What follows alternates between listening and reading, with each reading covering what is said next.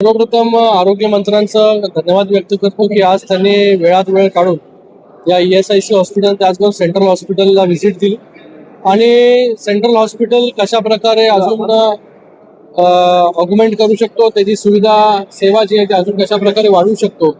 आणि ESIC आपण प्रश्न विचारला की कधी त्याचं उद्घाटन आहे. मला वाटतं आता या उल्हासनगरमध्ये महानगरपालिकेचं एक 200 बेडचं हॉस्पिटल ऑलरेडी सुरू आहे. तिथे लोकांना चांगली सुविधा मिळते. आतापर्यंत म्हणजे आता आम्हाला प्रेझेंटेशनमध्ये कळालं की आतापर्यंत हजारो ऑपरेशन्स, मला वाटतं 6 ते 8 हजार ऑपरेशन्स जे आहेत हे जेव्हापासून हे सुरू झालंय महानगरपालिकेचं हॉस्पिटल तेव्हापासून झालेलं. त्याच्यामध्ये सगळे मेजर मायनर सगळे ऑपरेशन असतील, न्यूरोचे असतील, ऑन्कोचे असतील, ऑर्थोचे असतील, सगळे ऑपरेशन जे त्या ठिकाणी झाले. तर त्याच्यामुळे एक मोठा दिलासा जो आहे तो उल्हासनगर वासियांना मिळाला. त्याचबरोबर आता हे ESIC हॉस्पिटल आहे आणि त्याचबरोबर आम्ही सेंट्रल हॉस्पिटलची पण पाहणी केली. या सेंट्रल हॉस्पिटलमध्ये देखील सुविधा जी आहे ही लोक डॉक्टर जे त्या ठिकाणी देत आहेत त्याच्यामध्ये अजून कशा प्रकारे सुविधा वाढू शकतो. आणि त्याचबरोबर ते सेंट्रल हॉस्पिटल जे 200 बेडचं आहे ते येणाऱ्या काळामध्ये 400 किंवा 500 बेडचं कशा प्रकारे बनवता येईल याच्यावरती चर्चा झाली. ती मागणी जी आहे ती आम्ही सगळ्यांनी मंत्री महोदयांकडे केली आणि ती मागणी त्यांनी मान्य केली की ज्या प्रकारे ठाण्याचं सिव्हिल हॉस्पिटल झालं 700 बेडचं, त्याच धर्तीवरती उल्हासनगरच्या सेंट्रल हॉस्पिटलचं देखील रिडेव्हलपमेंट त्या ठिकाणी झालं पाहिजे. उल्हासनगरचं हॉस्पिटल सुरू असताना त्याच्या बाजूला जागा जिथे अवेलेबल आहे त्या जागेमध्ये जे आहे नवीन हॉस्पिटलचं बांधकाम येणाऱ्या काळामध्ये त्याचा DPR बनवू, सगळ्या गोष्टी करू आणि स्टेप वाईज हे उल्हासनगरचं सेंट्रल हॉस्पिटल आहे. त्याचबरोबर मेटर्निटी हॉस्पिटल जे आहे हे मेटर्निटी हॉस्पिटल त्या ठिकाणी एकत्र करून, कारण की मेटर्निटीच्या इथे पण जागा नाहीये, तर उल्हासनगरचं सेंट्रल हॉस्पिटल आणि मेटर्निटी हॉस्पिटल एकत्रित मिळून 500 बेडचं हॉस्पिटल, मल्टी स्पेशालिटी हॉस्पिटल जे आहे हे उल्हासनगरमध्ये या ठिकाणी उभं आहे. त्यानंतर आता ESIC मध्ये आपण या ESIC देखील केंद्राकडून मंजूर झाले पैसे यायला आणि आज हे ESIC हॉस्पिटल इकडे उभं राहिलं. आताच्या घडीला या ESIC हॉस्पिटलमध्ये 100 बेड जे आहे हे म्हणजे बिल्डिंग खूप प्रशस्त आहे इकडे, पण त्याच्यामध्ये फक्त 100 बेड त्या ठिकाणी जे आहे हे सेवा जे आहे ते येणाऱ्या काळामध्ये किंवा जसं मंत्री महोदय म्हणाले की आपण सुरू करू शकतो लगेचच इमिजिएटली, पण ती फक्त सेकंडरी ट्रीटमेंट असेल.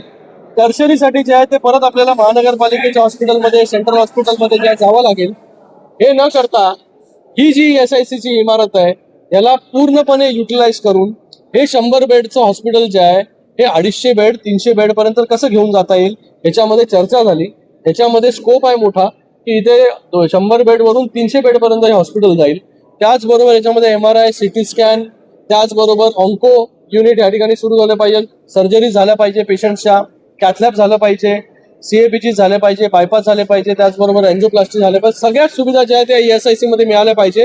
हे अगोदर ESIC फक्त कामगारांपुरतं मर्यादित होतं, पण सरकारने जे आहे शासनाने याच्यामध्ये महात्मा फुले योजना असेल, त्याचबरोबर प्रधानमंत्री आयुष्यमान योजना असेल, ह्या योजना सुरू केल्या जेणेकरून नॉर्मल माणूस देखील या उल्हासनगरचा इकडे सुविधा घेऊ शकतो.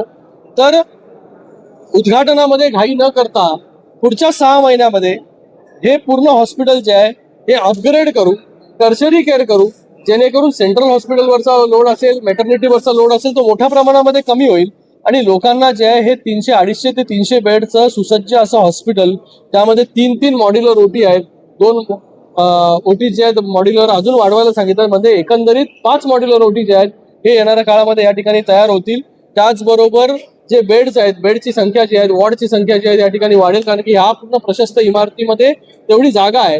आणि त्याचबरोबर अजून एक माळा याच्यावरती 6 महिन्यामध्ये हे सगळं सुरू झाल्यानंतर वरचा माळा जो आहे हा काम चालू राहील. त्याच्यामध्ये अजून ऑग्युमेंटेशन, अजून बेड जे आहेत ते कशा प्रकारे वाढतील, म्हणजे एकंदरीत या उल्हासनगरच्या ESIC हॉस्पिटलमध्ये 400 बेडची सुविधा जी आहे ती भविष्यामध्ये कशी होईल याच्यासाठी जे आहे ते आज या ठिकाणी डिस्कशन झालं आणि ते फ्रुटफुल डिस्कशन झालं. पुढच्या 6 महिन्यामध्ये 250 ते 300 बेड कसं सुरू होईल विथ ऑल द फॅसिलिटीज याच्यावरती जे आहे शासन असेल, मंत्री महोदय असतील, शिंदे साहेब असतील, हे आम्ही लोक काम करू आणि 6 महिन्यामध्ये ESIC हॉस्पिटल जे आहे हे टर्शरी केअर म्हणून सुरू करू. त्याचबरोबर क्रिटिकल केअर युनिट त्याचं काम चालू आहे. सप्टेंबरमध्ये क्रिटिकल केअर युनिटचं काम पूर्ण होईल.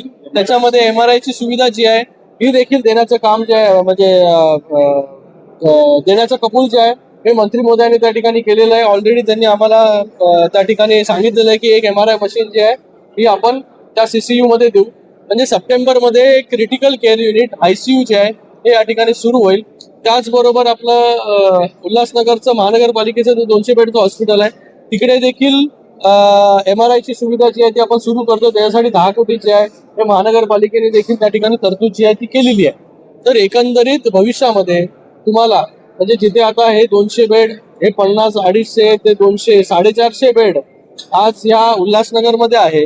हे 450 बेडचं जे आहे हे भविष्यामध्ये 1000 बेड त्यापेक्षा जास्त हे फक्त उल्हासनगर वासियांसाठीच आपल्याला मिळणार आहे. त्याचबरोबर आयुक्त महोदयांना देखील मंत्रीजींनी सांगितलेलं आहे की तुमच्या ज्या प्रायमरी हेल्थ सेंटर्स आहे अर्बन हेल्थ सेंटर्स जे आहेत ते ऑग्युमेंटेशन करा, त्याच्यामध्ये सुविधा वाढवा, त्याच्यामध्ये ब्लड टेस्ट एक्सरे आणि प्रायमरी ट्रीटमेंट सर्दी खोकला जुलाब वगैरे या सगळ्या ज्या गोष्टी आहेत त्या तिथल्या तिथे ज्या आहेत त्या ट्रीट झाल्या पाहिजे, जेणेकरून प्रायमरी हेल्थ सेंटर पासून जे टर्शरी सेंट्रल हॉस्पिटलवरचा लोड जो आहे तो मोठ्या प्रमाणामध्ये कमी होईल. तर एकंदरीत मोठं इन्फ्रास्ट्रक्चर उभं राहत आहे. अंबरनाथमध्ये मेडिकल कॉलेज मंजूर झाले आपल्याला माहिती आहे. डेंटल केअर डेंटल हॉस्पिटलमध्ये त्याचं सुरू आहे. त्याचं जे आहे MOU आम्ही रुक्मिणीबाई हॉस्पिटल बरोबर केलेलं आहे. तुमच्या जो प्रश्नाचं उत्तर होतं की ह्या हॉस्पिटलमध्ये देखील कशा प्रकारे एवढे मोठे जास्त सेंट्रल हॉस्पिटलमध्ये त्यांची सुविधा कशी मिळेल त्यासाठी देखील मीटिंग जी आहे ती घ्यायला सांगितलेली आहे. त्याचबरोबर डोंबिवलीमध्ये आपण 225 बेडचं कॅन्सर हॉस्पिटल आणि मेटर्निटी हॉस्पिटल त्याचं काम त्या ठिकाणी ऑलरेडी जे आहे हे सुरू आहे. त्याचबरोबर कळवा हॉस्पिटल तिथे देखील आपण PPP तत्वावरती रेडिओ नेफ्रोलॉजी आणि त्याचबरोबर कार्डिओलॉजी युनिट त्या ठिकाणी सुरू आहेत. तिथे देखील लोकांना जे आहे फ्री ऑफ कॉस्ट ट्रीटमेंट त्या ठिकाणी मिळत आहे. म्हणजे एकंदरीत या कल्याण लोकसभेमध्ये मेडिकल कॉलेज असेल किंवा हॉस्पिटल्स असतील किंवा हॉस्पिटलचे बेड असतील हे वाढवण्यावरती पूर्णपणे भर जो आहे तो आपण दिलेला आहे. आणि येणाऱ्या काळामध्ये आपल्याला एक रोबस्ट हेल्थ केअर सिस्टीम जे आहे ते या ठिकाणी बघायला मिळेल. शास्त्रीनगर असेल रुक्मिणीबाई असेल तिथे देखील आम्ही प्रस्ताव केला आहे की ते देखील जे आहे 400 बेड 500 बेडचं हॉस्पिटल जे आहे ते देखील त्या ठिकाणी व्हावं. आता त्या सगळ्याच गोष्टी ज्या आहे आता अपग्रेडेशनचाच भाग झाला. त्याच्यामध्ये टेक्नॉलॉजी जी आहे जेव्हा असे सगळे हॉस्पिटल्स होतील तेव्हा टेक्नॉलॉजीचा जास्तीत जास्त वापर जो आहे त्याच्यामध्ये AI चा वापर जो आहे तो आम्ही त्या ठिकाणी करू. आता साहेब इथं आज मेडिकल हब तुम्ही बनवत आहे पण इथे उल्हासनगरमध्ये हॉस्पिटलकडे येणारे रस्ते अरुंद आहेत. त्यामुळे ज्या ऍम्ब्युलन्स वगैरे असतात त्या इथं क्लस्टर जे आहे जी क्लस्टर ठाण्यामध्ये सुरू झालं, जे क्लस्टर आता मुंबईमध्ये होते तेच क्लस्टर जे आहे ते आपण उल्हासनगरमध्ये देखील करतो. आणि क्लस्टरमध्ये ऑथॉरिटीला अधिकार आहे रस्ते वाईडनिंग करणं, त्याबरोबर तिकडे आरक्षण टाकणं, लोकांना जे आहे ते त्यांची हक्काची घरं जी आहे त्या ठिकाणी देणं.